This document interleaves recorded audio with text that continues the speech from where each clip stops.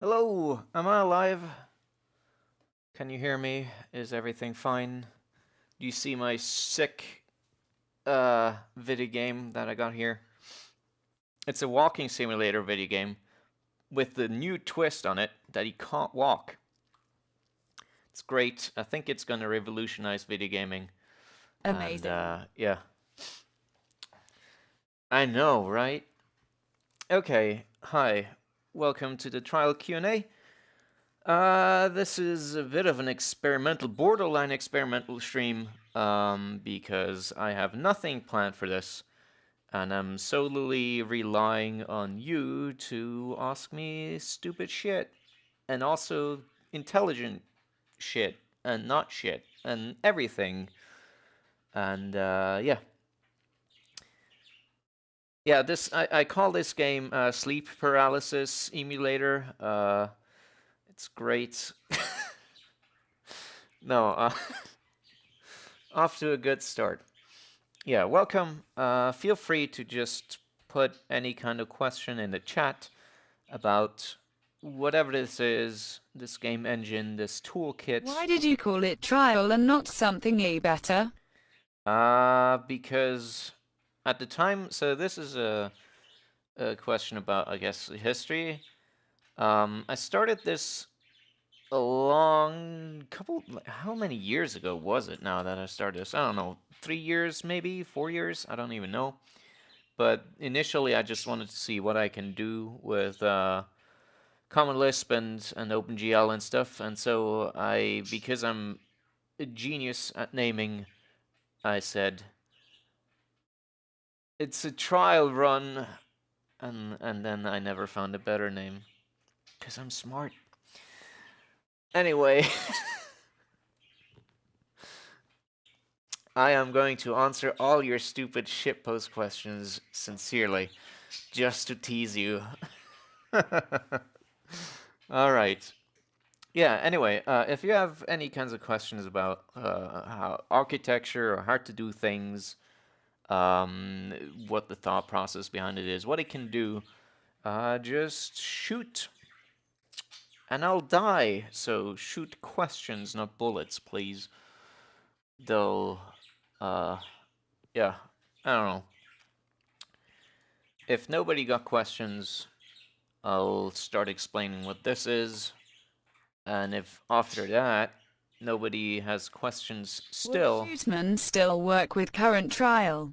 Shootman would probably not work with current trial. I haven't tried, I haven't tested, so I can't say for certain, but since I did that series of streams, the engine has changed in several ways, so probably would need rejiggering. I think Shootman does like a buffering of tiles in a what I call a buffered scene, I believe. Explaining that would be a good start, actually. Explaining what? What would need to be upgraded? I don't know. Anyway, I think, yeah, some stuff probably needs to be updated to work with new things. I think, yeah, this is actually a good place to start. Sort of, trial is not ready for prime time. It has 0 documentation. It has almost 0 comments in the code. It has almost no No, examples the that code still on run. screen. Oh, the code on screen. Yeah, sure, I'll get to that. But yeah, caveat, trial is experimental, it changes a lot. There's a lot of things that are stable, and if you do think this is a cool thing, the best way to learn about it would be to ask me on IRC. I'm there almost all the time, so I'm happy to answer questions if you have interest. And also, of course, to use this stream to learn some stuff. But yeah, if you want to know how this goes, I'll start. I think actually, before I do that, I think you should be able to run trial if you have the latest quick Lisp dist and just clone trial into local projects. And then if you load it, it should load, and you should be able to call trial launch, and that should give you an empty window, which is super exciting. Anyway, onwards to explaining this mess.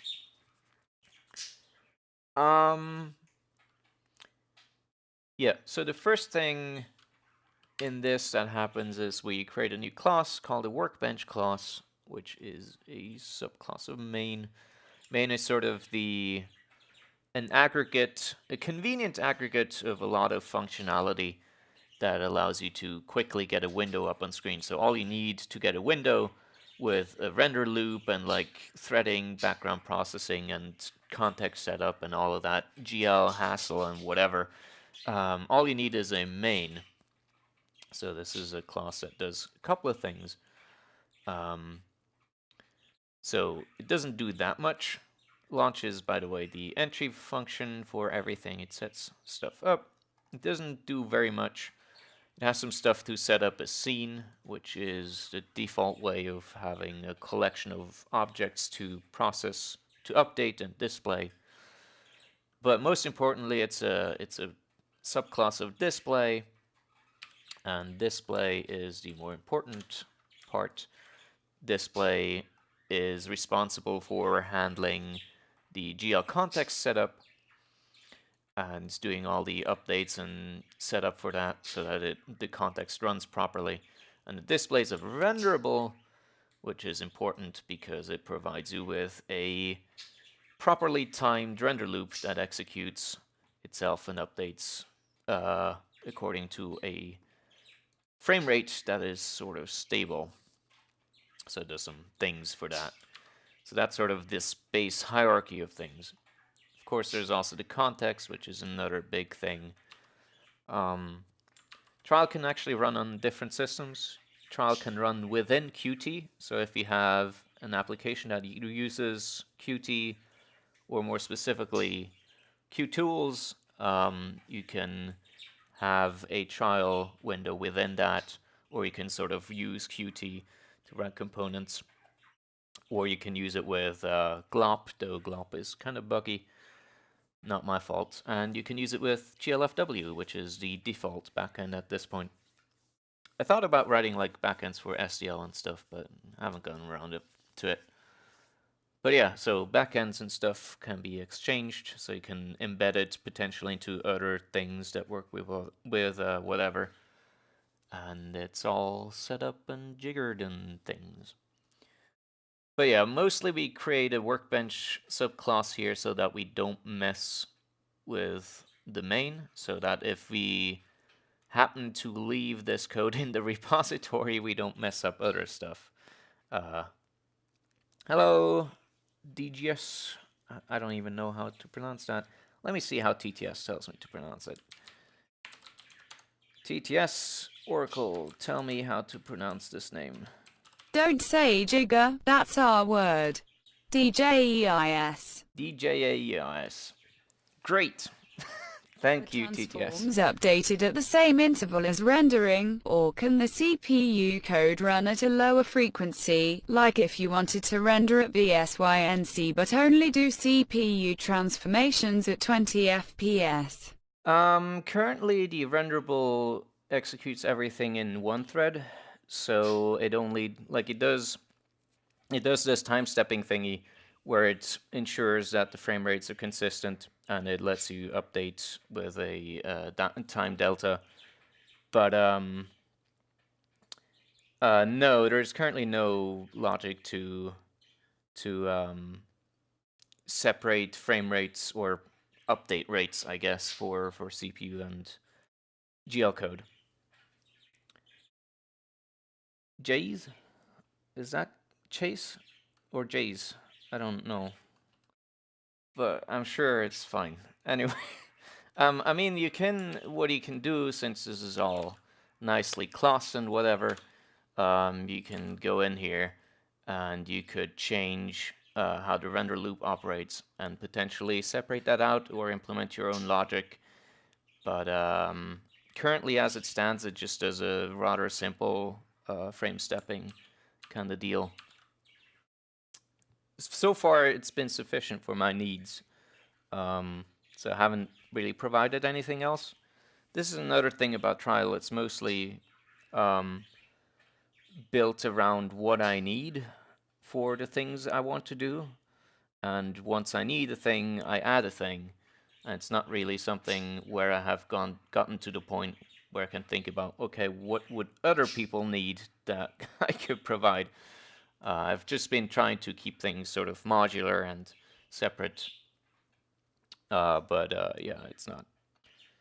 So that it can be extended later, but it's not a very extensive toolkit in certain areas.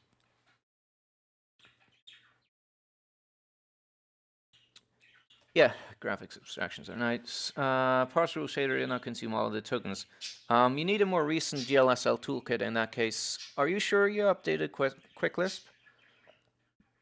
I thought it updated only a couple of days ago, which means that my changes should be in there, but maybe they're not. But you probably have it cloned locally, so that's probably the issue. Yeah, there was a fix to how it parses some stuff, I think. I don't quite remember now. Right. So anyway, that's that's the second line here explained. Next is a define pool. In trial, you have a concept of assets, and assets are basically singleton instances of stuff like meshes or sound clips or texture images and things like that. Typically stuff that is backed by a file on disk, but not necessarily so. It's just that it's a way of ensuring that there's only one instance of a thing. And we define all assets are within a pool, so we define a new pool here where we can stuff our things into so that they're not clashing with other pools that might be around. So this kind of pool mechanism is there so that you can potentially develop libraries that attach to trial and don't conflict with applications or trial itself that's trying to provide certain kinds of assets to you. So you could have like a library that provides just a huge ton of assets for use. So that's the thought behind it. The pool mechanism also ties into the deployment mechanism. So when you deploy a ready-made application with trial, it'll automatically collate the data from the pools and copy them over into your deployment target. So that's what that's for. Next, we define a new shader subject. Now, in trial, most defined things are sort of wrappers for a def class. Typically just a def class with an additional superclass and a specific meta class, so you don't have to type that stuff all the time, but it's not a lot. So as you can see, this is all it does. It's just a def class with an extra meta class and an extra superclass, so that we're sure the hierarchy of classes is maintained. Important is it's a subject. Can you explain how you reference use a pooled asset? Yes, you use it like this. You say asset, then the name of the pool, and then the name of the asset. And that'll return you the asset instance. I guess I'll explain loading and stuff like that, but not right now. I'll get to that afterwards. But yeah, it's basically just this, and you get the instance that you reference. A subject is a kind of class that can receive events. So that allows you to call to use define handler. Define handler allows you to define functions that are called when a specific event reaches the object, and typically these kinds of objects are subjects, but not necessarily. So this is sort of a point where trials modularity comes into play. Things that receive events don't have to be subjects, but they can be. And if they are subjects, then you have certain conveniences that buys you. But if you want to control more and specify how events are handled more directly, you can do that by defining your own methods and classes and putting things together that way. So typically, if you have objects that react to things or update in time, as this does, you want to define a subject. It's a meta class, or it's required in this here rather than as a standard superclass because it adds some slots because handlers are defined on classes, so they need to be duplicated when you actually initialize an instance of that class. So that's why we have it here rather than as a standard superclass. Then shader entities are classes that can be configured with shader parts. So defining a shader entity allows you to use define class shader. And define class shader is sort of the mechanism by which Trial lets you inherit shader fragments. So in Trial, you can share shader parts through the inheritance hierarchy. So we can take a look at that if we want. Oh wait, this is still running. Okay, yeah. Let me get over here so we can look at this class.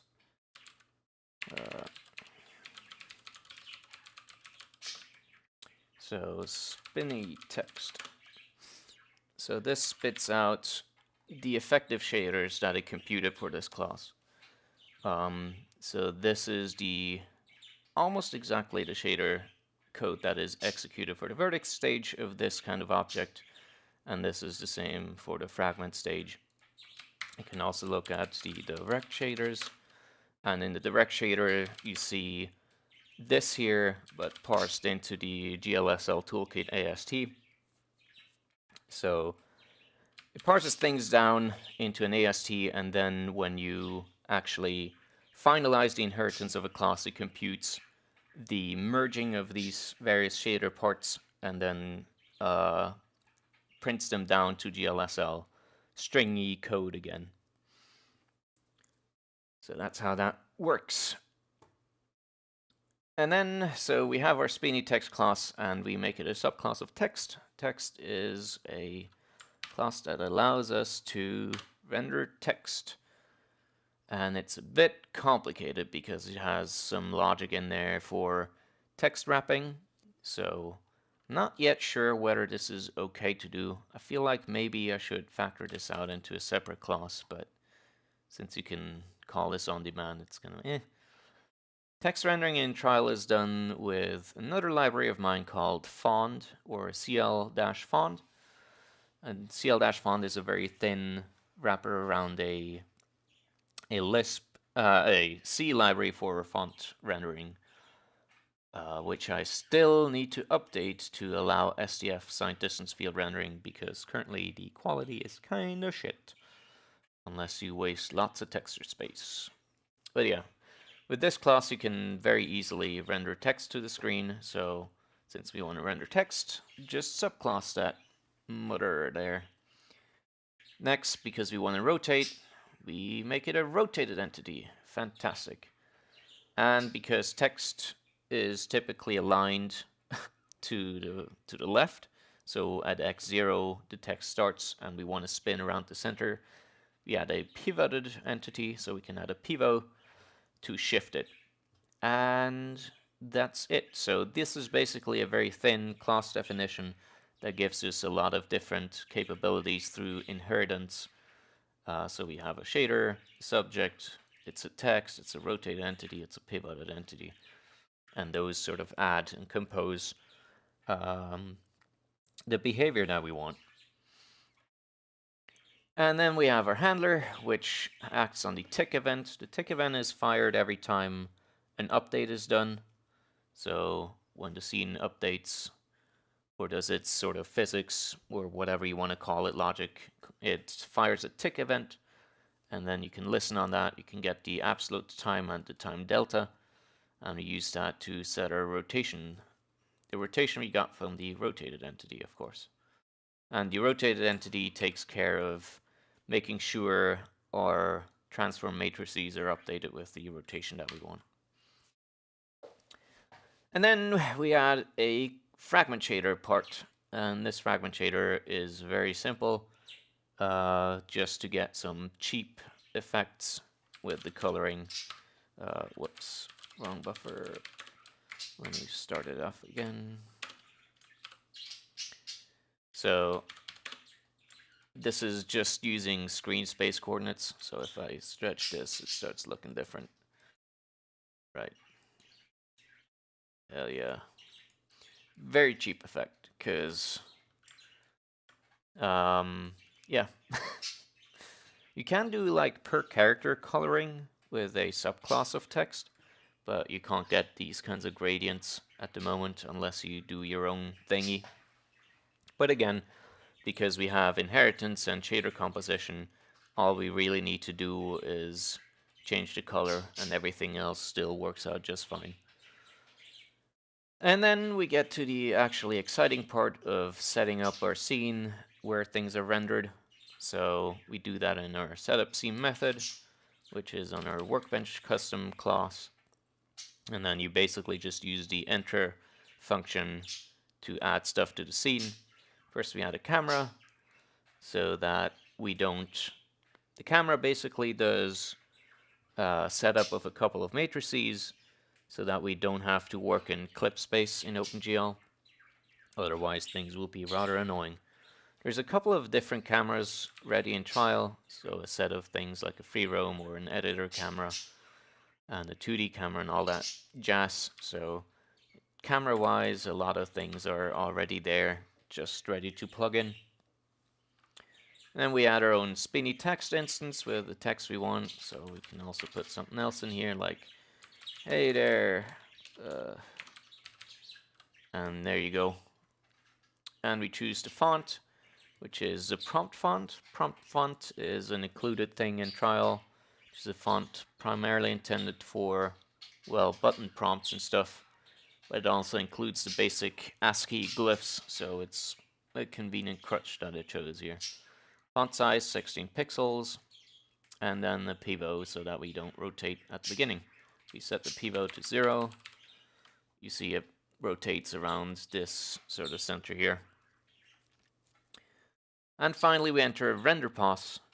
A render pass is a shader pass, and the shader pass goes into Trial's pipelining system, which allows you to define effects and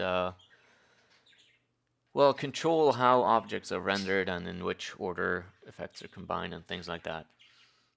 But I'll get into that mess if someone asks about it. And that's about it, I think. That should be this file here. Whew, that took a long time.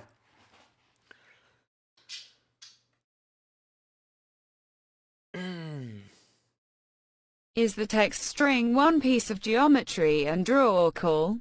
It's one draw call. It basically, so libfond or Nice. clfond, when you update the text, you can update the text on the fly. So I can, for instance, do set of text, spinny text, bring to string. I can type. There you go. Amazing, look at that. What it does is basically it compiles things down to a vertex array and a single texture atlas. So it has a texture atlas which is static, that's compiled from the font. If you define a font, so let's go in here. So here we have the asset definition for a font, just a TTF file and a char set. The char set tells the clfond which characters you want to include in the atlas. So characters beyond, outside of that char set are going to produce an error. But that compiles to a single texture that doesn't need to be recompiled. And then once you change the text, it basically only ever has to update the vertex array or vertex buffers, which says where the UVs and triangles are to render the text. So each character basically is 2 triangles rendered on screen with the correct UV coordinate set. clfond is a standalone library that you can use in your own thing pretty easily, I would assume, if you want to render text and stuff like that. So if you don't already have a library for that and you don't want to use trial because it's a hot mess, you're free to use that instead. But yeah.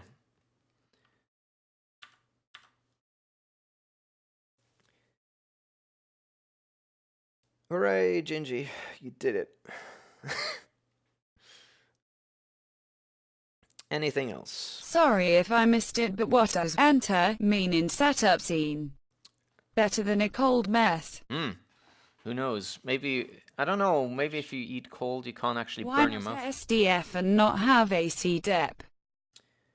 Because at the time I wrote LibFond, the SDF library in Lisp was not out yet, and I simply used what is it called? There's like a collection of C header only things that can do TTF loading and rendering to a texture, and it also included texture atlas packing, which is very nice because it significantly reduces the amount of texture space used for the character. And so I used that, and I wrote a quick wrapper library around it, and that's the story behind that. But yeah, I could probably use SDF, but then I would have to implement my own lookup table stuff, and I'm lazy. So, yeah. That's me being lazy and being terrible at looking up how other libraries work is the only reason why.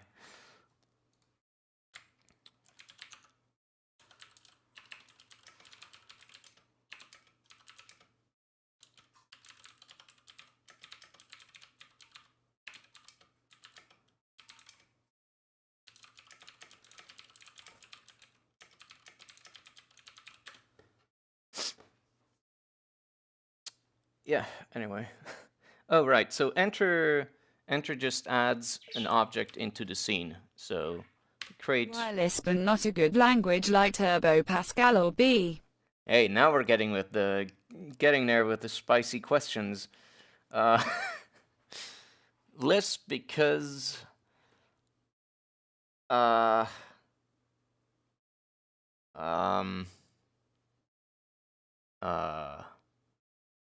because I'm a hipster and a rebel. Fuck the police. That's why.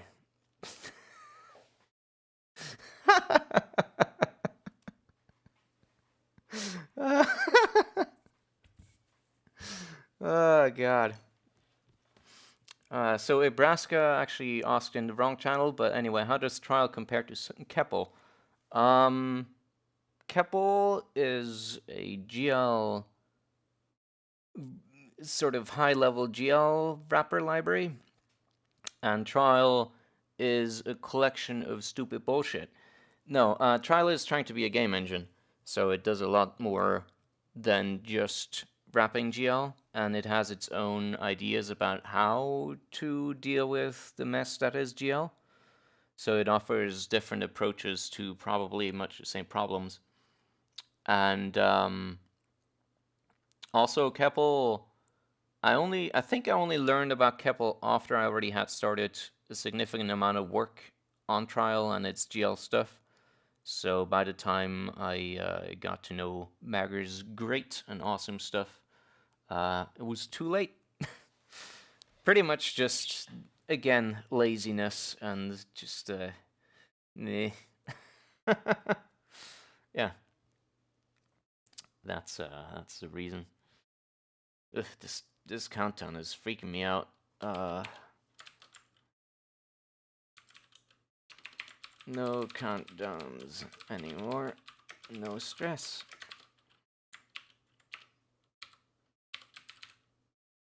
Okay, I need to fix the alignment.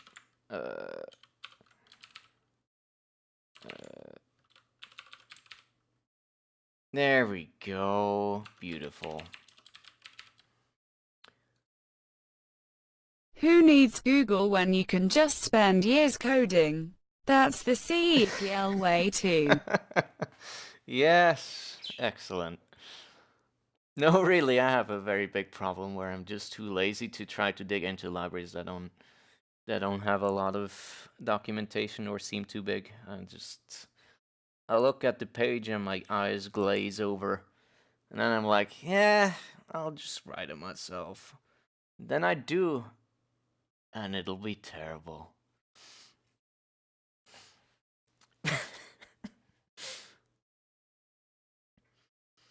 But yeah, a lot of trial probably has been done better. Not gonna lie about that. Pack multiple meshes into single VBOs. Yes. Sometimes the librarian dies. So if I write a 900-page tome, you'll use First Light. Interesting question. Maybe. But maybe I'll be too bored by reading it. I don't know.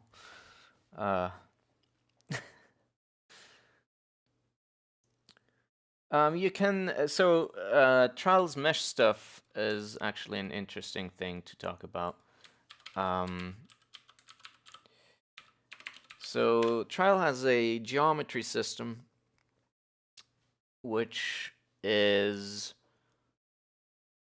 a way of sort of representing a collection of vertices and the different kinds of attributes they have. And then you can transform a geometry instance into a vertex array with all this stuff baked down to the proper requirements. So it packs all the buffers together, all the data into one, and sets the alignments and whatever you need to do. So while you still have things in the vertex mesh or stage, you can simply add more vertices to it.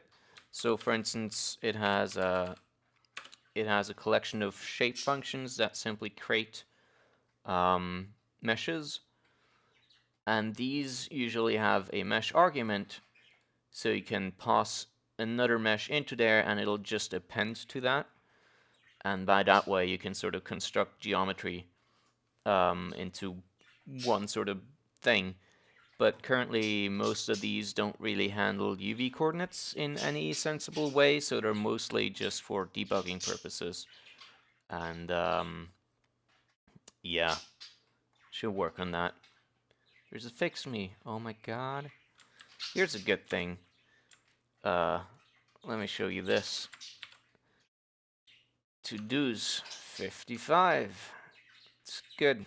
Lots of things that are terrible.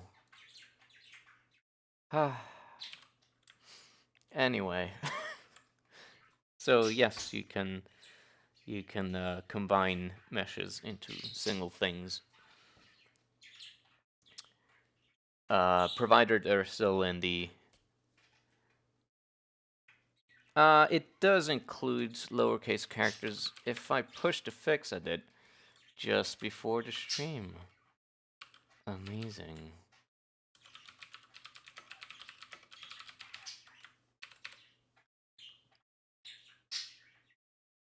Here you go. There you go. But yeah, prompt font is actually an interesting thing that I made. I made a font, everybody. Hooray. What happens if multiple fragment shader parts set the color alpha components? I'll talk about prompt font in a second because this is an easy question to answer. Currently, this is one of the problems that I discuss in. So there's two papers about the systems specifically related to shader composition stuff of Trial. So where I go in depth about how these things work, and in one of the papers, I outline one of the issues with this current approach, namely, or actually I touch upon in both papers. You can find them on my GitHub under talks, I believe is the repository. Anyway, you can find the problems there. And the problem is sort of because these shader fragments are largely agnostic, so they don't really know what's going on. Basically, you either like multiply or you just set, and then you control what happens via a priority number. So each shader class can have a priority assigned, and when they are combined together, they are sorted by this priority, and the higher priority fragments are executed first, and the lower ones afterwards, I believe. So by that way, you can control what is executed at which point. You can also do a thing where you can inhibit shaders, so if you don't want a certain thing to be included, you can do inhibit shaders and then the class name and which part. So this way it would exclude the fragment shader from the text class from being combined with whatever I have. But yeah, you're right in that this is a problem, but I don't know how to solve it on this low of a level.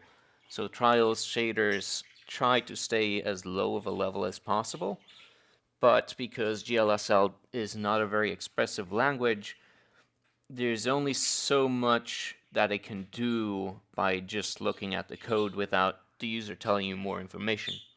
So if you look at actually papers and research being done around modularity and things of that problem in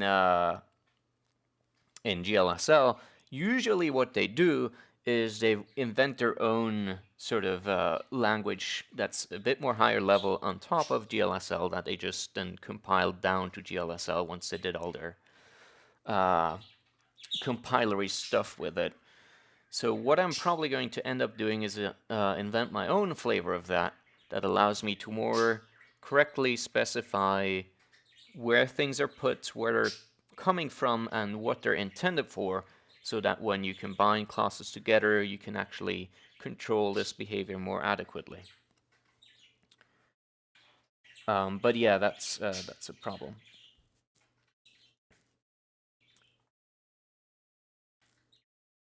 Okay, right, prompt font is actually an interesting thing that I want to show you, because I think that's a neat thing. So in video games, you sometimes have the problem, or you sometimes want to show people that they should be pressing a button. At least you didn't have to Google for a font.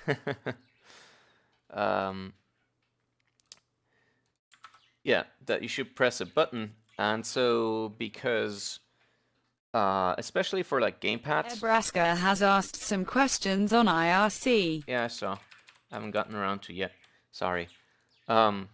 So especially like for button prompts on gamepads, so like pressing A or X or Y or Z or trigger or whatever, or pressing shift and stuff, since those are usually not included in a standard font, I grabbed one font that looked okay and added my own glyphs to it. So next defined, where is it? Next defined. Right, so this font includes characters also for things like D-pads and buttons on the gamepad, triggers and back buttons and joystick directions and all of that. So like start home. Runes with special dots and wavy lines. Yes. Nice. And it also includes like a keyboard and a mouse and a gamepad and glyphs for all these special keyboard characters that are not actually characters, keyboard keys, I should say. And so you can use this font to display and render the kinds of button prompts you need to do in the game. And I've been thinking about factoring out what Trial has for quote-unquote support, which is basically just a table of symbol names to the specific character codes into a library, so you can include it in your own projects easily, but I haven't done that yet, because I'm still not sure whether that's a good idea or not. But yeah, font is on GitHub, and freezies, amazing.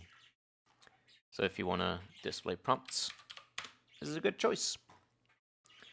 Alright, let me look at questions. Nebraska asks, why OpenGL instead of Vulkan?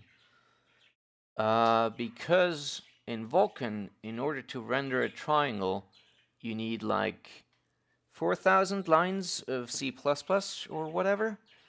And also, older graphic cards do not support Vulkan. And also, I'm not someone who's ever going to need the performance that Vulkan enables you to have that GL does not enable you to have. or at least that's my estimate, so I have frankly zero interest in Vulkan. He says I've read Vulkan is less messy. I don't know. I don't know if that's true. I don't really know much about Vulkan at all. GL is messy, I know that. But still, it's assuredly simpler to use GL for everything that I want to do than it is to use Vulkan for it. That much I do know. Other people can use Vulkan if they want. It's just not my thing. Okay, other How do you questions? specify multiple outputs from a fragment shader? Right. If you want to render multiple outputs from a fragment shader, so typically this sort of stuff is defined in the shader pass rather than in the object. So for the paper that I publicized for ELS this year, I implemented deferred rendering, and deferred rendering has a geometry pass which has a couple of outputs. And so what you do is, when you define a shader pass, you have these neat slot definitions that you can do, where you say that it's an output, and then you say what kind of attachment it has in the frame buffer. And then you get those outputs. And when you define the fragment shader, you simply use your standard glsl location kind of thing to say where you write to. And that's how you do that. You can do the same, like if you wanna render to multiple targets. That's pretty cool. Thank you. If you want to render to multiple targets from an object, so what you can do is you can simply define the outputs in your fragment shader, and then there's a protocol that sort of ensures compatibility between passes and objects, and in that protocol you could error if the pass that tries to render your object is not compatible with your object. So if it doesn't have enough output ports to actually render whatever you're trying to do, you could signal an error and ensure that things are correct in that way. Also, I should have really gotten something to drink. Got some old tea from yesterday here. That will hopefully help.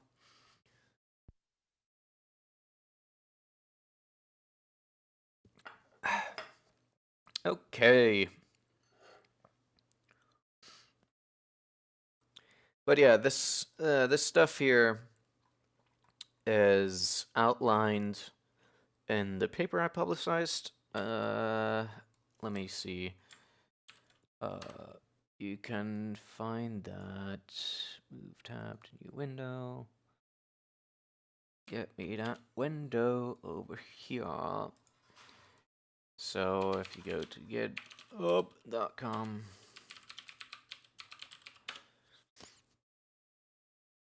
sorry that the font is small. Anyway, github.com Chimera talks. Then in the 2018 glsl OOP, you find a paper about the inheritance mechanism, so how things are combined. And in the 2019 shader pipeline, you find a paper about how this kind of stuff works, how the output ports work, and how things are connected and ensured about consistency. It also talks about ugly stuff that you need to do in GL, like texture, specification merging, and things like that. So here's some stuff in detail about how that works. So if you're interested, this is probably a good place to look. I also have some blog entries on Tamoon. Where is it? It's in the game dev series. At some point I thought you were saying that Trial's model was tricky for getting deferred working. Was that correct, and if so, how did you resolve it? it's not tricky per se. It's more that, okay. Anyway, on the blog, if you go to tagged Ask Game Dev, there's 2 blog entries about that as well that like talk about the stuff in a bit more leisurely. So there's shader pipelines, effects, pipeline allocation, and this one. So these 3 blog entries. Anyway, deferred rendering. So the way things sort of work is that because trial allows you to have sort of 2 different objects that are fighting for how things are drawn, there's a question to be had about who wins, sort of, right? So if you look at, for instance, the renderer we're using right now for this text, the render pass does nothing at all. Which means that if you render an object using this pass, the object itself defines how things look. So it defines the output color, it defines the vertex transforms, and all of that stuff. So all the information comes from our text object on how rendering is done. Versus in the deferred rendering, in the geometry pass, we want to control how things look. And to that effect, we basically disregard all the like color output that the object might be doing.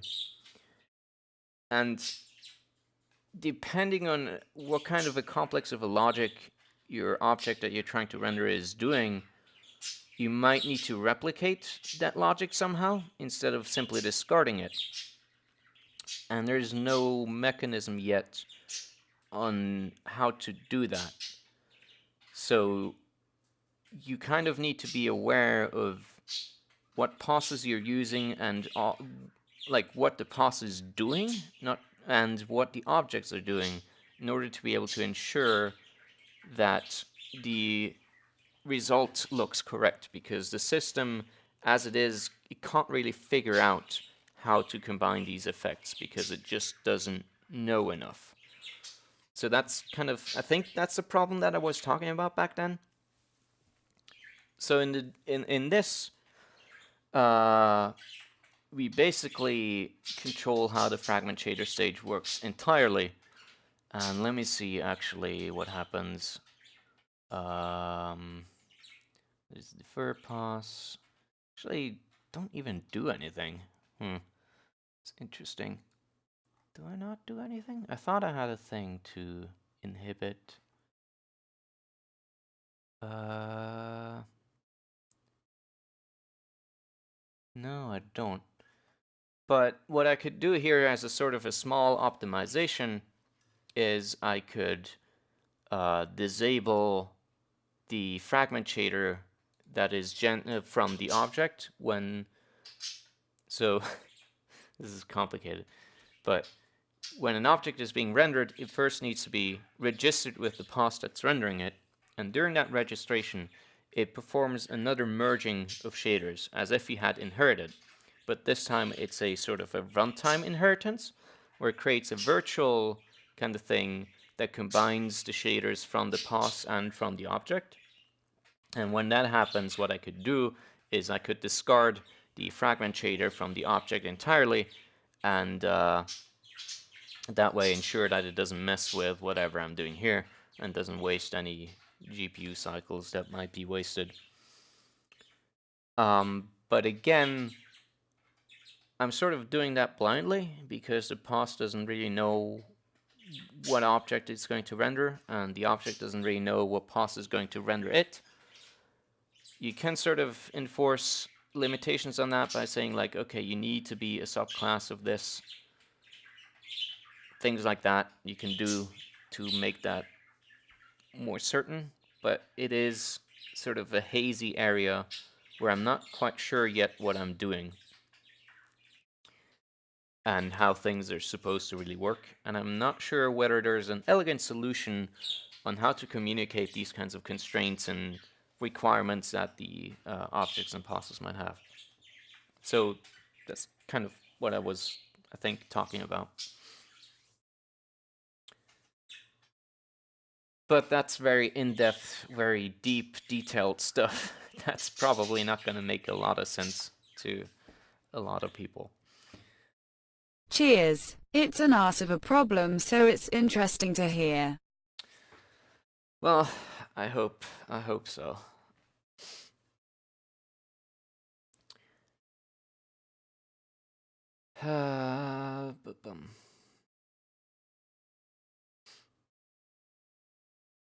Yeah, this code is kind of a bit hacky in certain ways. For instance, what we do here, because like for the rendering, you need to have the view position, so we just assume there's a camera object, which doesn't necessarily have to be true, and things like that. Where there's like implicit contracts around that if you violate them because you don't know, things are not going to look right. And in the worst case, they're going to error. And I wish there was a better way of communicating these kinds of constraints. But as it stands right now, I don't have anything in place and no ideas really, because I haven't thought about it very much. Other questions, hopefully simpler questions. Questions on how to do things. Those would be nice.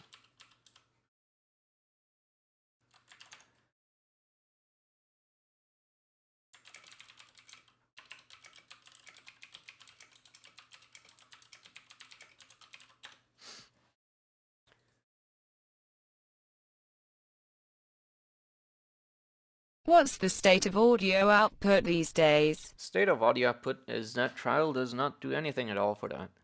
Audio output is a concern of another library called Harmony, and the state is that it's in limbo because I need to integrate a sample rate conversion library, and I haven't gotten around to that.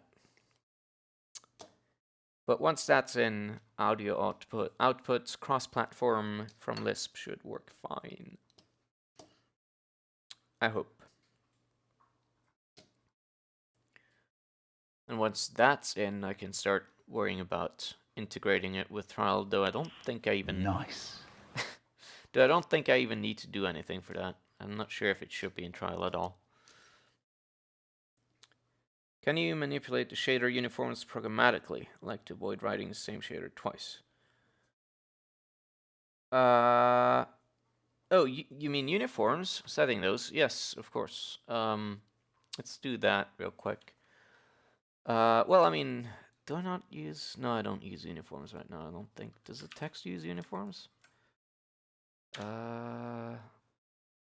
It uses object color. Oh, it's a colored entity. Ooh, I didn't even know that. Why is it a colored entity by default? Weird. Oh no, I see why. Okay. Yeah. It inhibits it and does it on its own here. Okay, good. I see. So, if I remove this shader, move gloss shader, spinny text, fragment shader. Wait, what? Oh, different order. Great. Okay, now the text is black because that's the default color, I believe. But I can specify color here. Let's do red text. See, it's red. And so what happens is that in the colored entity, in the paint method, paint, which I should probably rename, paint is responsible for actually causing an object to be drawn to a pass. In paint, you get a target object, which if it is a pass in this case, you call shader program for pass, which gives us the shader program for this object on this pass. And then we can simply call setf uniform with the uniform name, and then we pass a color here. And in the fragment shader that we have here, we simply multiply the color by the object color uniform and thus get red text. Amazing. So yes, you can do uniforms, yes. Another feature that was introduced recently and is not very convenient yet is that you can do uniform buffer objects, so you can do those as well, and you can also change them directly from Lisp. It's not very convenient yet because you need to write out the uniform path, I guess, to the variable that you want to set, and I want to make that a bit more Lispy, which should be trivial to do, but yeah, you can do that. If you're asking about another question, which is whether you can generate glsl programmatically, sure, you can do that too if you want to. You can also include different shader code from other parts. So define class shader is actually just basically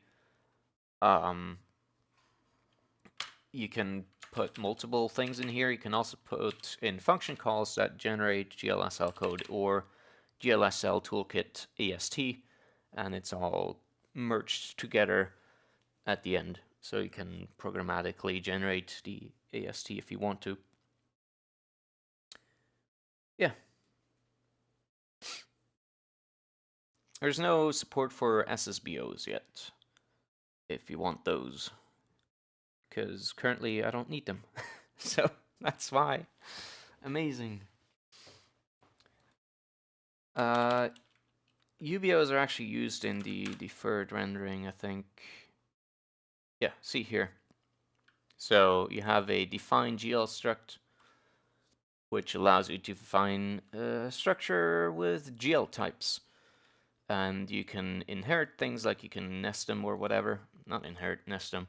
And you can define a uniform buffer. So this is an asset. That's an example for an asset that's not backed by a file, but is shared between things. So you want to have it be an asset. And then what we can do is, instead of writing out the GL definition of our structs that we're using, or the uniform buffer here, we can, or this struct rather, can simply include the GL source here of this asset, and it'll merge it together. So if you actually look at this, REPL, wait. So if we do that, and you can see here's the glsl toolkit AST I generated for the struct definition, or uniform buffer object definition, and it'll merge-a-roo that together. So if you have multiple kinds of shaders that need to use this, you can simply include it here and be sure that it's the same across all the stuff. Another thing is that, like the uniform buffer thing, currently it uses the shared layout, which means that you can't expect any offsets and things. So it simply fetches all the offsets to the uniforms within the structs and stuffs those into a hash table, and then you fetch the offset from there and set the bytes. So there is no fast block update, I guess, unless you know what you're doing. You can do that, but it's not like the default way of doing things at the moment. Yeah. Lots of things to fix and lots of things to do. Oh my god. Fix me, fix me, fix me. Hooray! Maybe someone should fix the entire engine. Ha ha ha. Alright, other questions.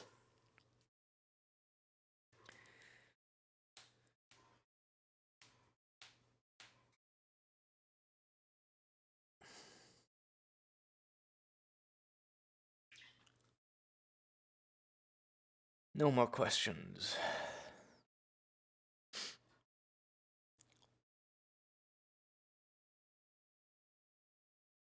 Wait, I think I see a question. What's your focus for trial development right now? Is there stuff you are annoyed is missing when you are making Leaf? Oh man, lots of stuff. Well, No, not really. I mean, I don't really have a focus for trial in general. I just do things on demand. So if I have a thing that interests me and I want to do it, I try to do it. And occasionally I hit things that are annoying. For Leaf in particular, I haven't really needed to change anything except fixing some bugs that I encountered. I think I wanted UBOs working in Leaf to have the lighting system because I wanted to have like scenes with lots of lights. So now that that's in, I can use that. But in general, I don't think I had anything.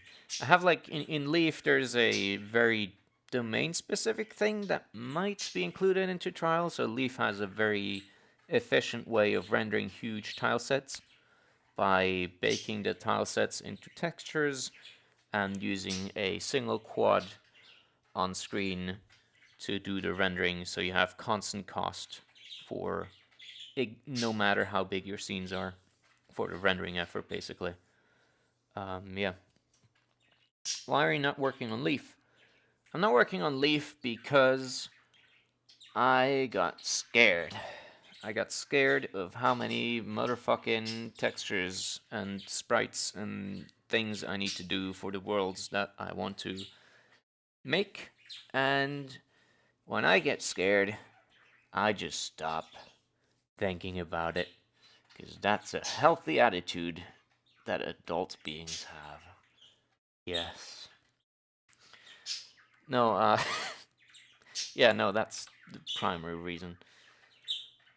If I use trial, will my dad remember my name? Probably not. If anything, he'll probably disown you. Uh, if he hasn't already, I would assume. He'll probably think, what the fuck is this shit? And then he'll burn your house down. At least that's what I Dang. think. Yeah, no shame.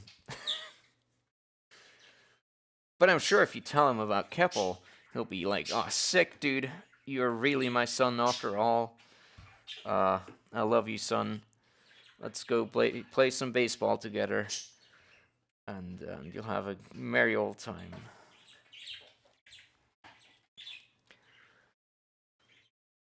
Have you tried some procedural generation? No. I have not. It's kind of orthogonal to trial, I think. Because typically the procedural generation is very tailored to the kind of project you're doing and the kind of output you want to have. So you typically want to have that done yourself, and all you want is like basically the output of a procedural generation is just a set of entities and maybe like textures or chunks for a level.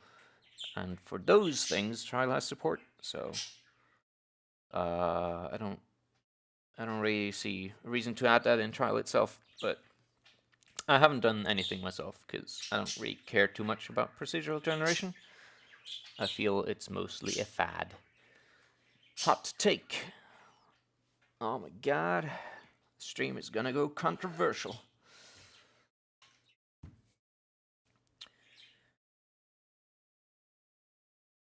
Yeah.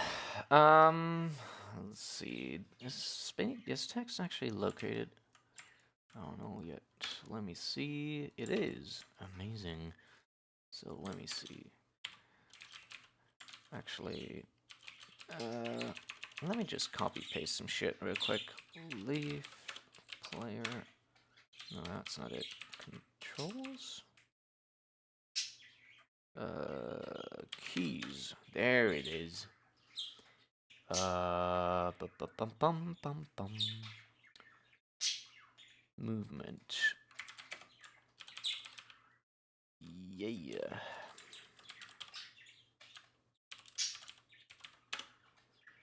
Just paste this shit in here. Hell yeah.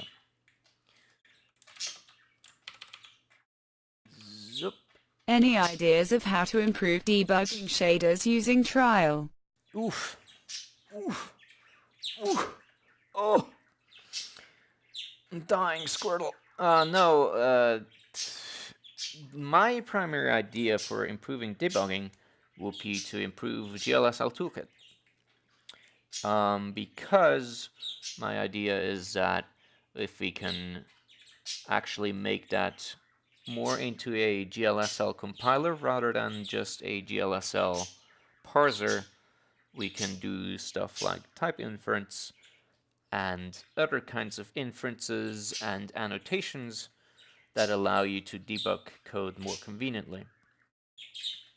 So you could look at, like, I could imagine it being able to infer types all the way down, so you can step through your code and look at what type is where. But that's a lot of work. You have my attention. Yeah, somebody should do that. uh, uh,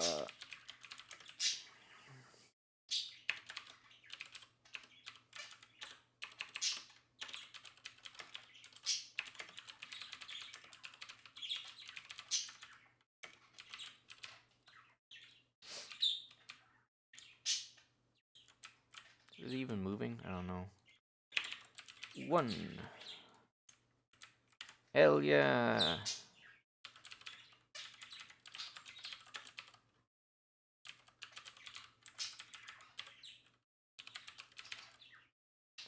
Zip zoom. I think we're ready to see a demo of something more advanced than a creepy perpetual greeting. Okay. Advanced. There you go. How about that? What all platforms do you mean to support with trial? I mean to primarily support Linux and Windows. I'm on the fence about OS X for the moment. You're a creepy perpetual greeting. I know. I'm terrible. No, OS X I'm a bit on the fence about because they're deprecating OpenGL, and given the amount of trouble I've had with that platform in general, not just with Trial, but over other projects as well, and the general kind of attitude that Apple has towards its developers, I frankly am rapidly losing interest in supporting that platform at all. So right now, I'm not testing Trial on it, but if you have a bug about Trial on OS X, I'll have a look, but I might change my opinion towards a won't fix in the future.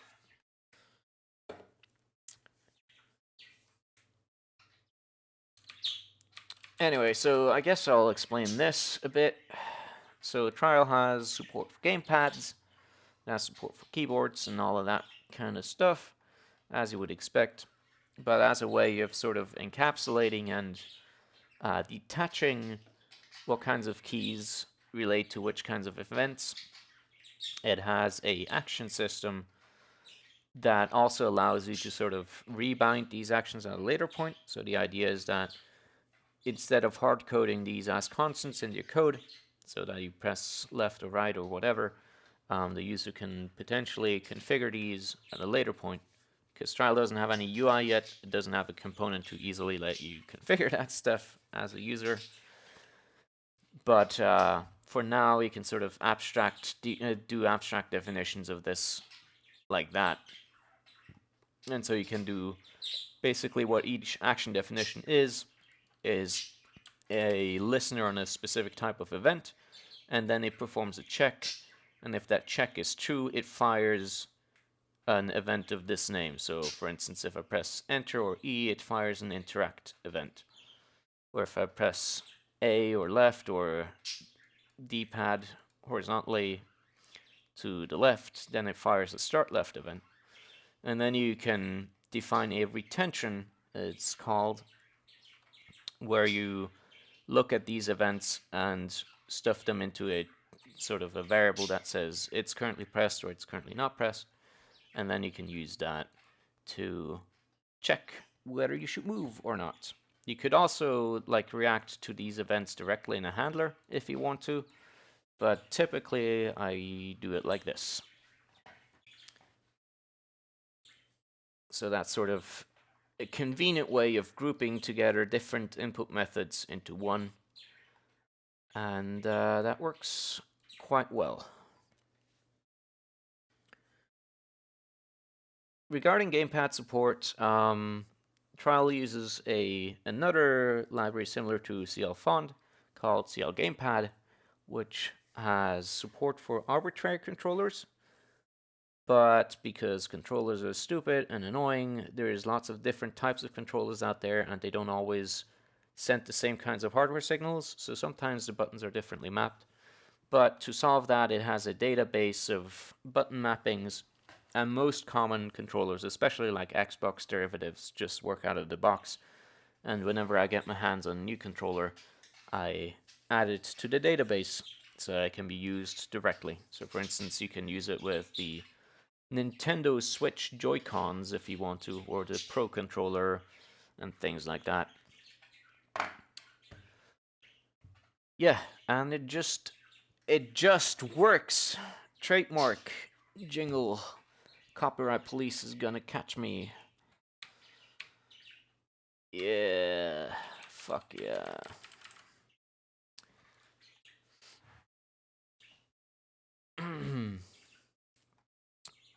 So yeah, that's how you do that.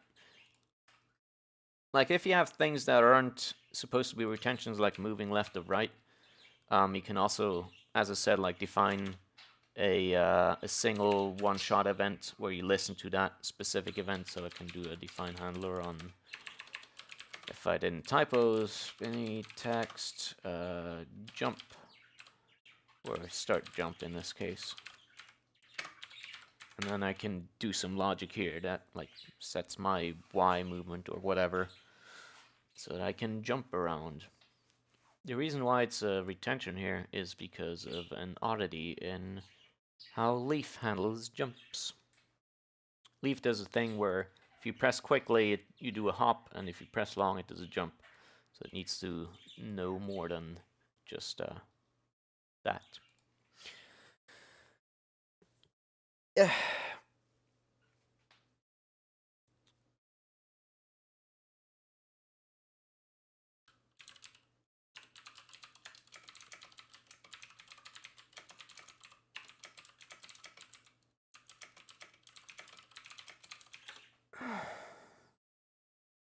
Ibraska is saying, I think you can load part of your code in trial. I'm not sure what that means. Part of what code? I mean, obviously this code I can load in trial. I've shown it.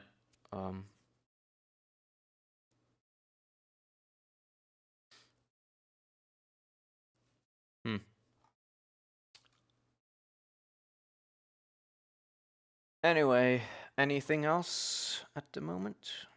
Is there anything? Trial has a ton of shit, but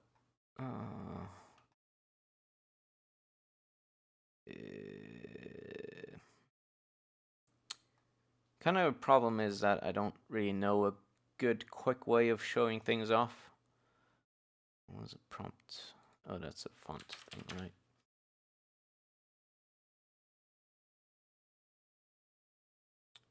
Display one file of trial source code. Oh. Sure. I mean, what do you want to see? Is there anything interesting? Rails. What is that? Oh, right. Added things for like putting cameras on rails. I never used it. Amazing.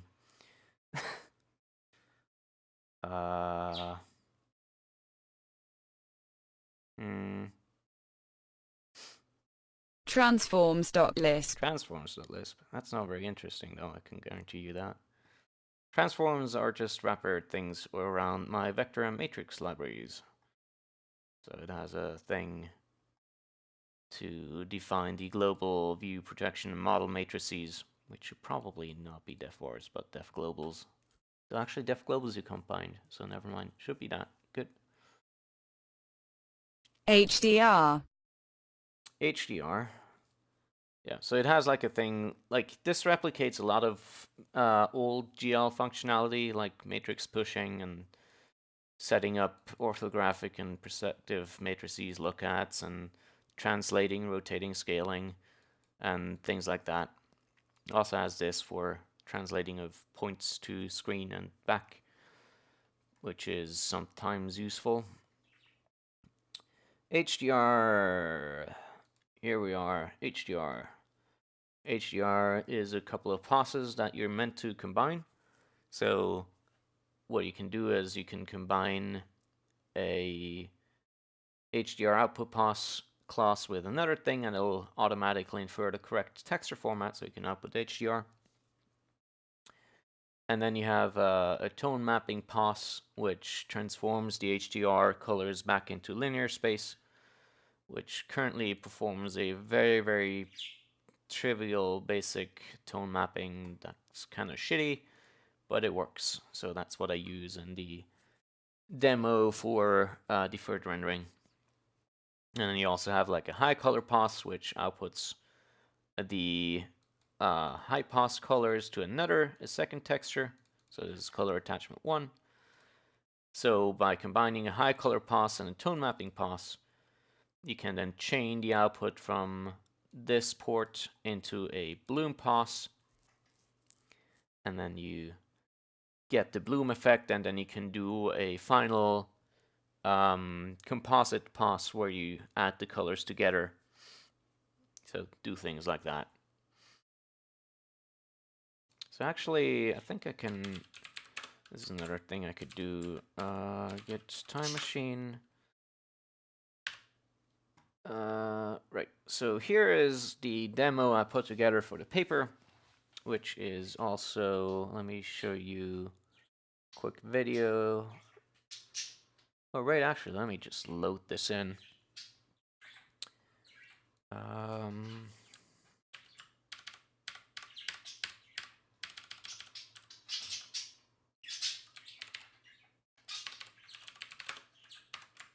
Hopefully it works. Here's to nothing. Hey, it does work. Amazing. Things are stable for once. Unbelievable.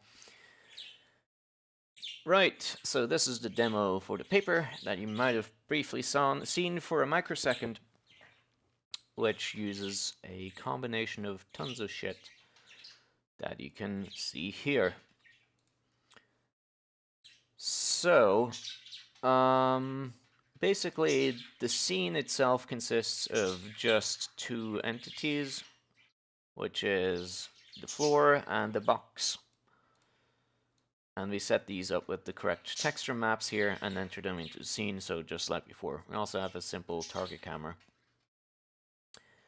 And then we construct our pipeline, which is actually responsible for combining all these effects and rendering everything. So let me actually also look up this pipeline. Render. Is this the right file? Yes. So this is the pipeline that this implements.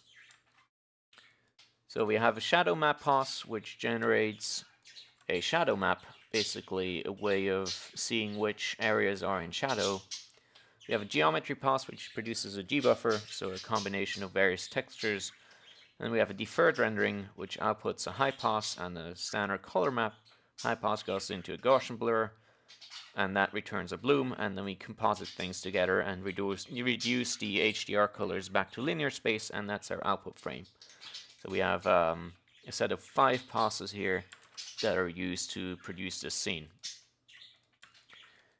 And here we have these passes. So first we have the shadow pass, geometry pass, the actual lighting pass, so defer plus shadow pass.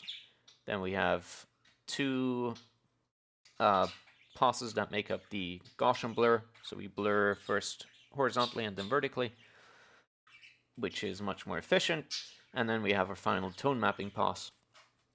And the way you actually produce the scene, aside from this, is just connecting the ports that we defined in the class as slots together. So we connect the geometry pass position output with the position map input, the lighting pass, and so forth. Shadow output, shadow map to that input, and so forth. And once you have those all connected together, you're done. Trial figures out what kinds of textures to allocate, where to share the textures so that they're maximally, like, you use as little memory as possible on the GPU, and it figures out in which order to actually run these passes so that you get all the desired effects. So if you look on the output here, you can see this is the allocation that it performed. It figured out it can get away with 7 textures here. This includes depth textures and stuff. And by comparing the IDs here, you can see where it's sharing things and where it is not. So for instance, this color texture here is used a lot, and it's shared all over the place and reused, and thus you don't waste a lot of expensive and limited GPU memory with textures that you don't need. Yeah, so it does that, and that's very nice. And basically, if you have passes that are defined by someone else, for instance by Trial itself or maybe a library, then this Is there is a way to dump or visualize the connections between things in Trial? Yes, there is. At least that's not in Trial. So Trial makes use of another system called Flow. Flow is a sort of a generic toolkit to create flowcharts, which is basically what this is. And Flow has visualization toolkits to see this more usefully. It has sort of an attempt at or a proof of concept of a UI to like drag things around and actually do flowchart stuff. Like you actually draw it out and then connect the things together, but it kind of sucks. But that is actually one thing that I really want to do at some point, like make a really good flowchart editor where you can put together these kinds of pipelines in a visual way and export them as code that you can just run. But currently it's not done. It's just one thing I want to do, because this is not only useful for Trial, but it would also be useful for Harmony, the sound server, which also allows you to define pipelines of different audio effects and mixings. And this would also be very useful to have. But yeah, that's a future project. Anyway, currently, I mean, it's for the things I'm doing right now, this is just fine. It's like you just need to connect all the ports together, and it's not very much thinking overhead. I can see it being a problem when you have lots of different passes for lots of different effects, but at the moment this is okay. Now, once you have the setup, we have this here, which is basically performs the initialization of the uniform buffer that I talked about. So uniform buffers are updated by setting a buffer field and then passing the name of the uniform variable, which currently is not very handy. I would prefer if I could say, I can't type here. Let me just do this.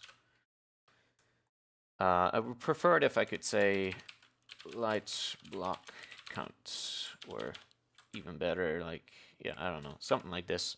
Something that corresponds to the actual GL struct definitions that I've made, rather than some mess. But yeah, this sets up the variables that we have, and thus all the lights and things that we have in our deferred rendering. And we can also change that. Here we have a simple update method, which allows me to change the position of the lights. So using this, we can move this light around. So now it circles around. It's sort of, I'm not sure if you can see this very well, but here you can see sort of the bloom effect happening where things are glossy, which sort of blurs out to the sides. It's not very strong, but that's all right. There's another thing, like when you resize the window, all the textures and stuff between the passes are resized accordingly, and all of that good stuff. So we can do that. We can also rotate the camera, or wait, that's not the camera, right? Huh. Are we rotating at the same frequency? That's weird. What is happening? Huh. Interesting. It should rotate the camera though. Reset F. Why is it not doing that? Bizarre. Well, that's the demo effect, I guess. Something's always got to break. But yeah, once you have like actual passes that sort of work, using them in your game or whatever is really, really easy. And it's quite handy. Rotate the cube. Make it clip into the ground. Fantastic. Hell yeah. Yeah, son. Clip. Fuck yeah.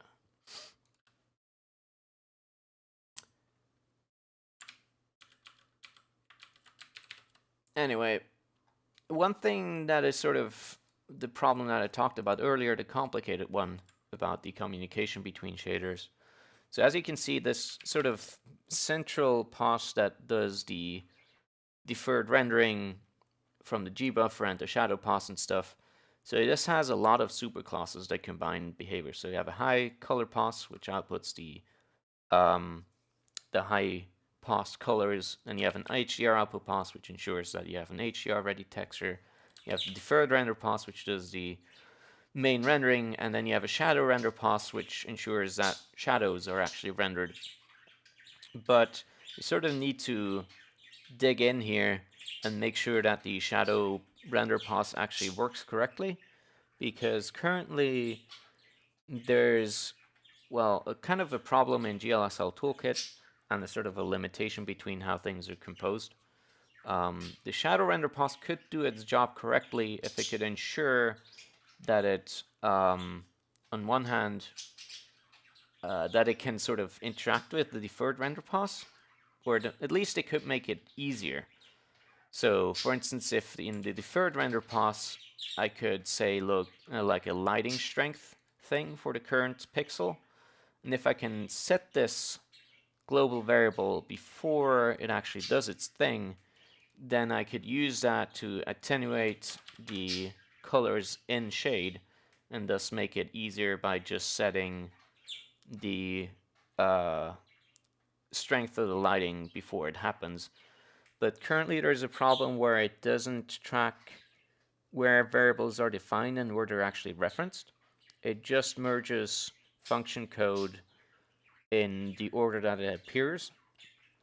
And unfortunately, glsl is a C derivative, which means you need to declare things before you reference them because it only does a single pass.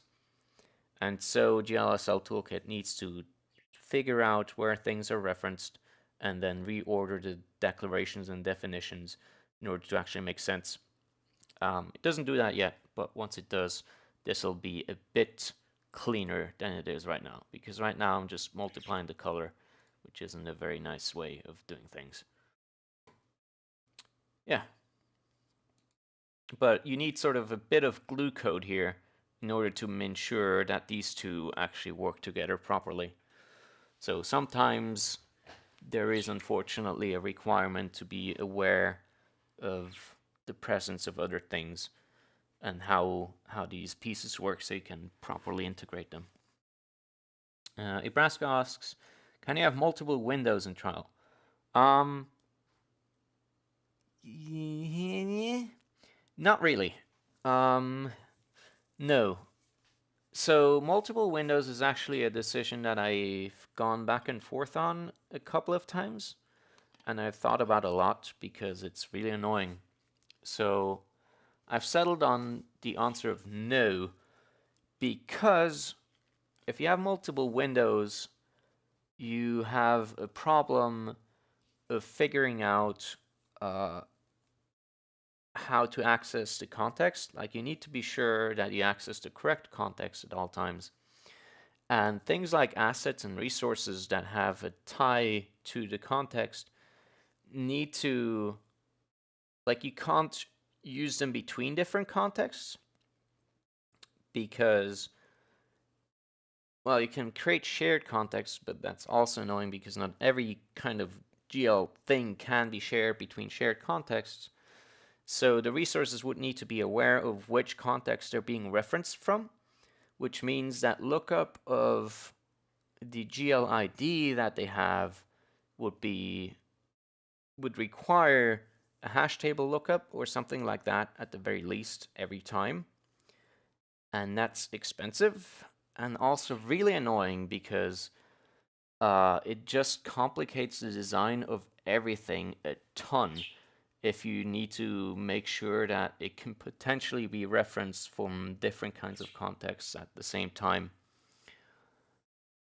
So no, trial does not support multiple windows. You can have multiple windows that are not GL windows if you use a backend like the Qt backend. You can create like Qt windows and do whatever in them if you want. So trial has an editor component that has a bunch of shit in it, like an inspector and a scene graph visualizer and the subject chooser and stuff like that. So you can like click on a thing in the window and it'll pick that object and you can inspect it and change the values of stuff, sort of like Slime's inspector, but a bit better actually. So that's implemented with Qt. So if you load the Qt backend, you can use this editor and like change things dynamically and look at stuff. And that obviously uses windows that are outside the main render window, but otherwise you can't do that because I have deemed it too fucking annoying. So, yes. But it is a thing that I wanted to keep possible for a long time. Yeah. Anything else?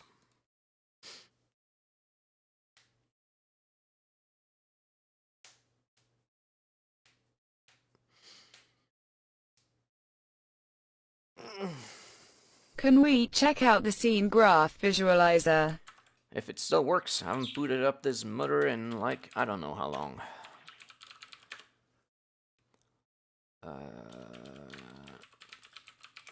Trial Qt.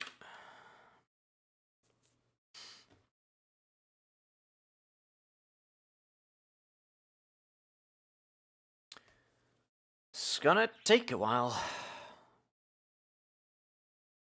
Ah, great. Okay. Let's fix a bug. Oh. Shadow context.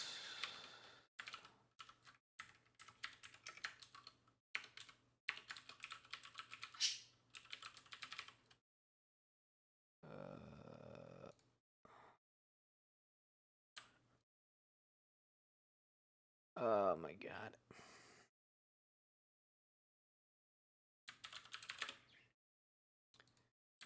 Okay, I don't know if that actually worked right. Trial editor. Yeah, name. Great. Selector symbol offload not found. Huh. This existed before I changed how assets are actually loaded in trial, so this is probably not going to work. Trial issue, offload, load request buffer.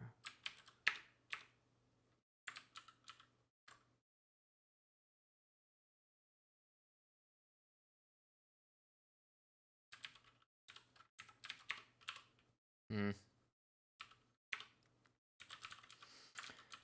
just gonna...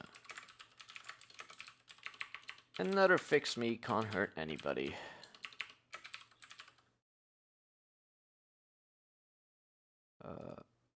What is the problem now? Look. Where is it doing that again? Offload.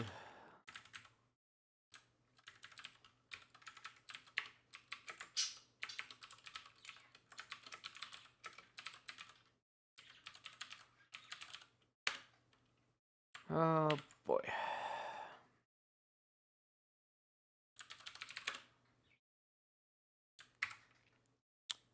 Okay, so how did I actually use this?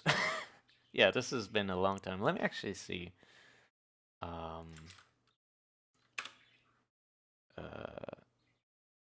Fixed print case. 1 year, 6 months ago was the last time I worked on this, apparently. Whew. Spicy. Okay, bum. Inspector, inspect. Okay. Scene graph.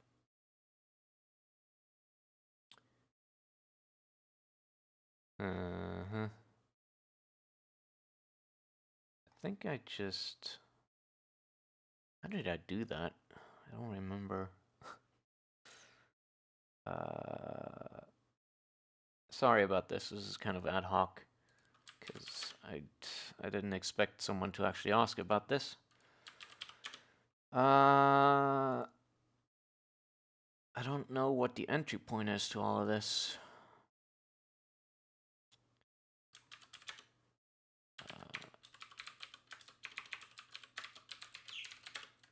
Try launch. Let's try that. Acquire context undefined. Huh. Wow, that changed too, huh? Wait, what? Initialize instance. That's not what I'm... Huh? Oh my god.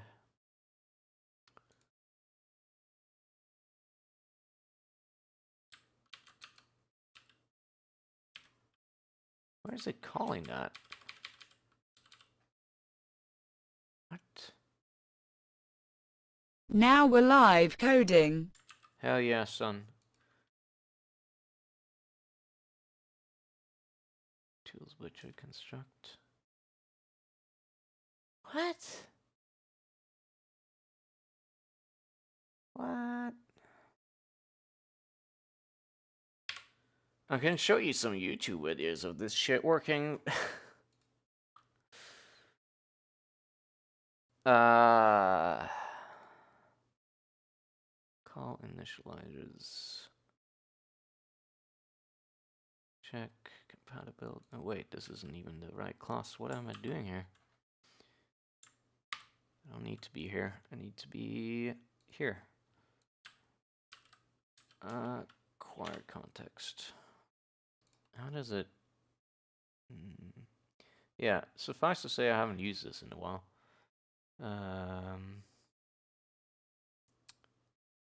Make current.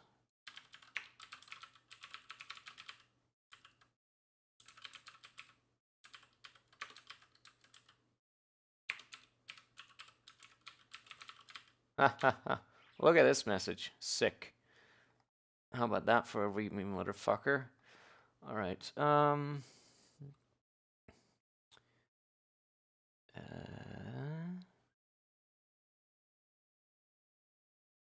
wait.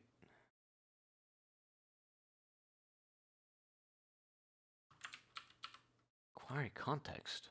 Where did I ever use that? Is that like a leftover from a replace I did? That search and replace? I think this is the correct call.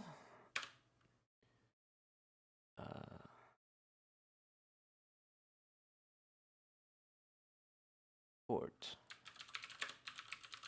Let's try it again. Trial editor. Wooba-dooba-dooba-dooba-doop. Launch.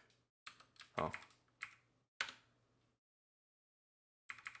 Launch. Oh my god.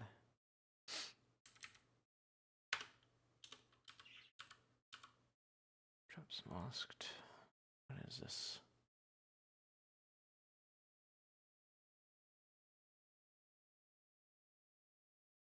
Huh?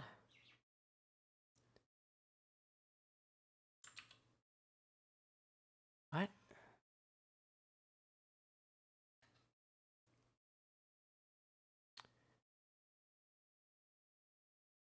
Yeah. All right. Yeah, I'm gonna fix this at some point. But let's just look at some YouTube videos.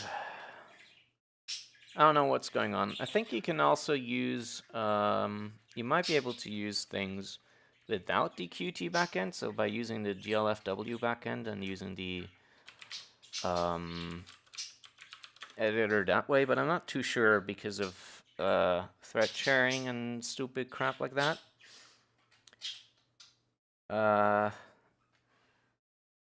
Yeah. Where's the demos? Let's see.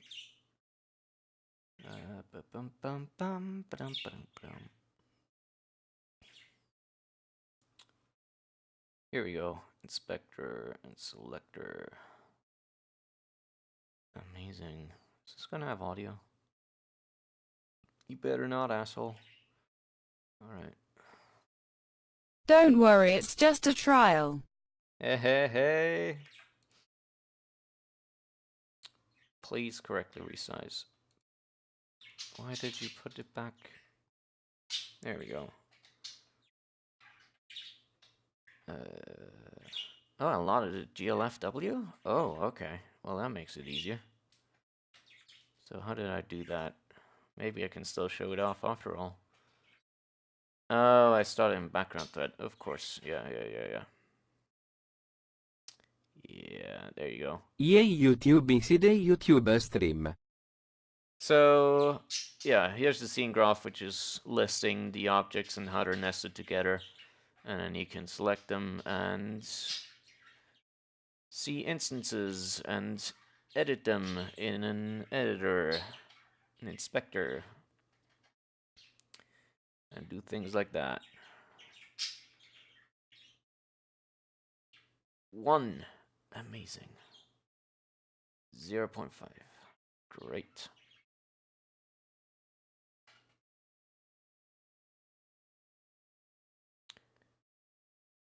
Yeah. So you can do stuff like that.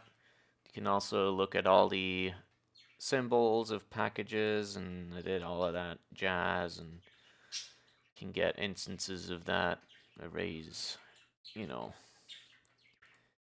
You can also look at code even, like it shows code snippets for function definitions. Things like that. It's not very polished, because nothing is. But, yeah. Why did you switch back? This isn't 1080p. What is this? Oh my god, why isn't it playing back? Come on.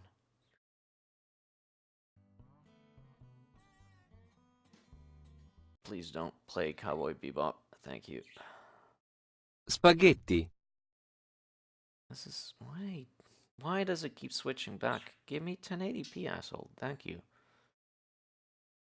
Right. So... Yeah. I already showed on. Right, so you can click on things and then you get the thing, which works with a reusable class in trial. So there's a selection buffer, I call it, which allows you to select any kind of object from the viewport that is a subclass of a certain type. And this works with a pretty neat trick, which is that the selection buffer is actually a render pipeline, which renders every object with a flat color, and each object gets a unique color, and then when you click somewhere, it basically does a lookup in the texture that it rendered before, and then looks up that color in a hash table for the object that you're looking at. And that's how that works. Yeah, and uses that in the editor to connect it with the inspector and things like that. Yeah. Yes, I want to close. So that's how that works. Or is supposed to work if it hadn't rotted. Rottedy rot. Thought rot. Let me actually load Leaf and see if anything works there. Leaf. Choop-a-doop-a-doo. Leaf launch. Cannot walk ASD object of type leaf leaf. What? What are you talking about? Closure. Merge shaders. Huh? Okay. Shader environment. I think I have a bit rot in my most recent project already. Amazing. Is this in?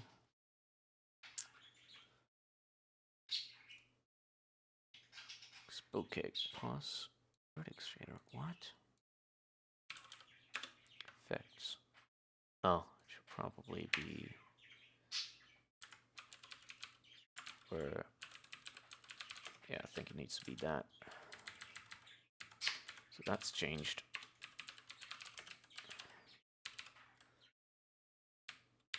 Yeah, I made it more generic so that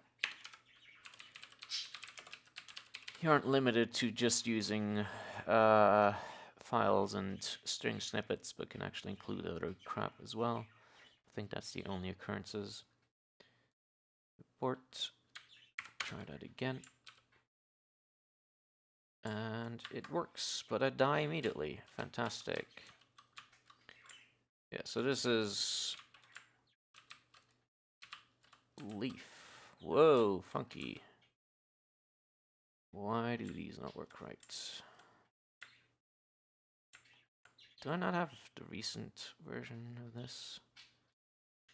I'm pretty sure I didn't leave it in this state. It's weird.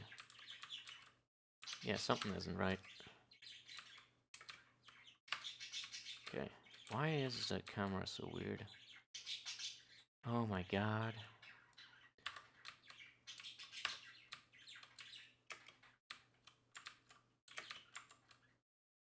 That is unbelievable. Oh my god. Okay, now it's actually working right. I'm not sure if there was a resolution issue. Let me quickly make some shit.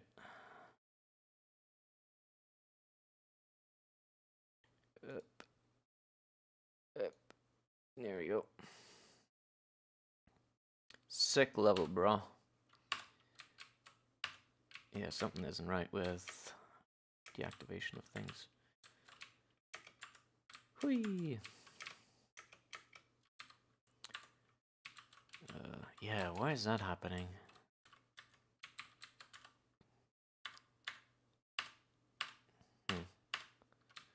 Yeah, I think I have a problem in Leaf. That's not a trial thing, I'm pretty sure. Let me see if Leaf has updates. Anyway, this has pretty much ceased to be a Q&A now, apparently, unless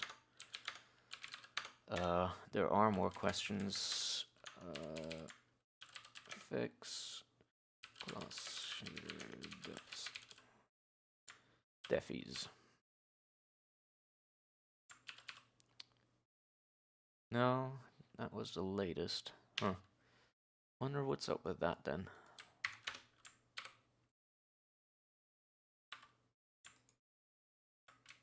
Yeah, why does some stuff move? Very strange. Very bizarre. Yeah, lots of things are screwy. I was so sure I had fixed this to actually work correctly before I started doing other stuff, but apparently not. Have you done some game in trial? Yes, I've done a couple of games in trial. Well, quote-unquote games. They were just jam entry games, so nothing major or anything like that. Our most successful game was, I think, 2 years ago, which was a game for Ludum Dare 39, I believe. I'm pretty sure it was that. It's called, what was it called? Rush, I believe. Yeah. You can still play that because it's available in binary form. So that was a joint effort of the, I guess, the Shirakuma team. We all worked on that. And it was pretty cool.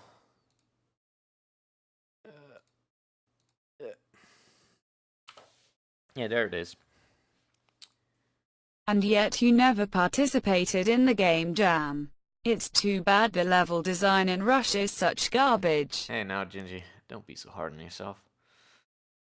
I never participated in the game jam because it was always during a time that was inconvenient for me, my good man, my good pal, my good boyo. You know? Do I have any levels predefined in Leaf?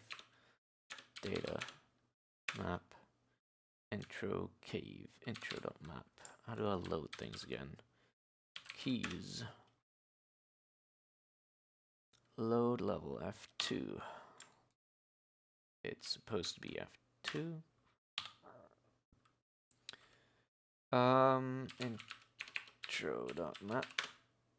There's no class named Common Lisp nil. Great. Everything sucks. Load level. Huh. What class type?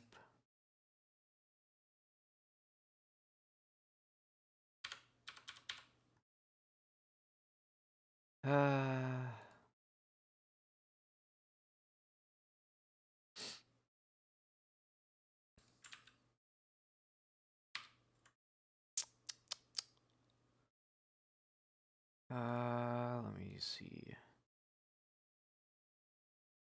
I'll handle that for the second.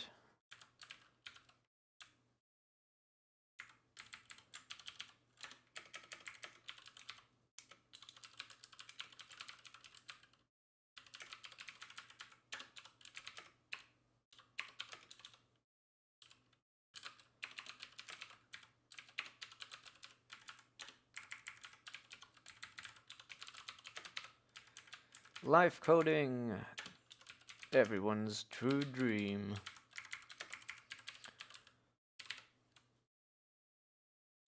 Okay, there's no class nil. What? I fixed that, asshole.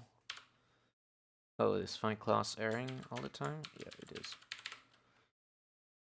But intro. And it's black. What does that mean? Does it just not find anything?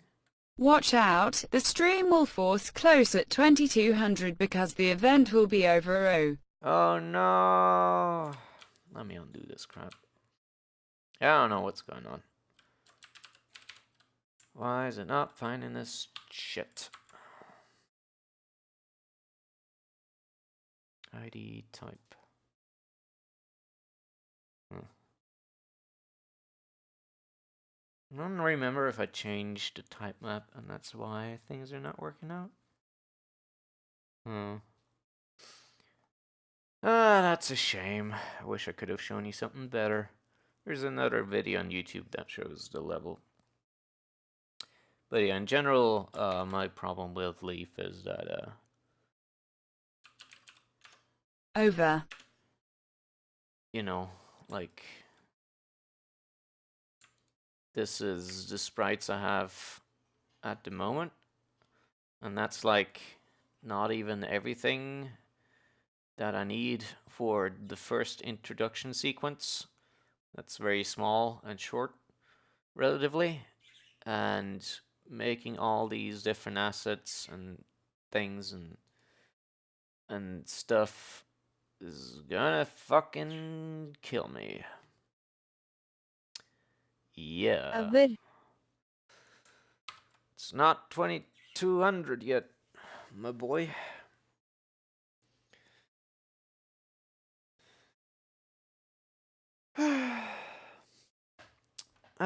Yeah, I do want to return to Leaf, but the moment I'm still a bit indecisive. Maybe this stream will push me over the edge to work on it again.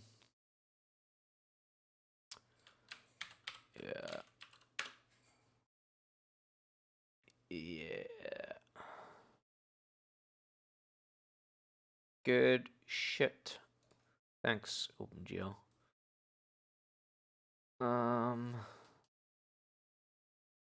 Yeah.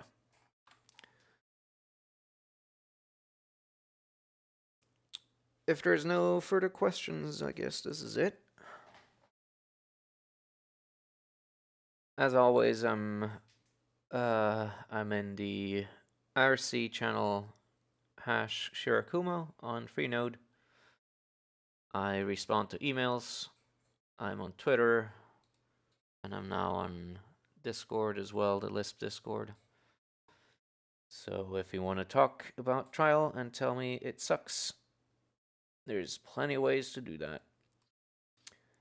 And if you want to actually try using it, I will be happy to guide you through what to do and how to do things. If you have any more questions once you get to it. Cheers for the stream. Q&A was great. I'm glad you enjoyed it. I'm really ashamed though of you baggers. You didn't shitpost nearly enough. Come on, son. Did you not have the right liquor or something? What is going on?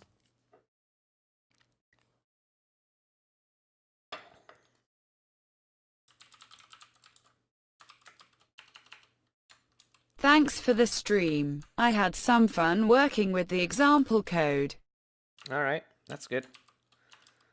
I gotta get back into these laughing face. Hold on. Ah, fuck. I'm sorry. I can't type. Help. I think this is it. Oh shit, I'm sorry. That was the right response. There we go. Yeah, if people are interested in more trial streams, I'll consider it. It is very bad. I am sure you can get better with streams like your web page. Good show. I've been watching between my RMS cosplay. What? I have no idea what these messages just mean. What? RMS cosplay? What?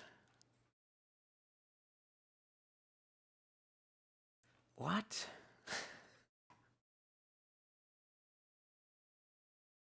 Well, I mean, I guess we're ending on a on a good note. All right, yeah. Thanks for sticking around, and yeah, maybe more streams, but no promises. Bye bye. Ciao ciao. Sailor Scout new. You can get better with streams. XD. I think I'm fine, but thanks you. Oh God.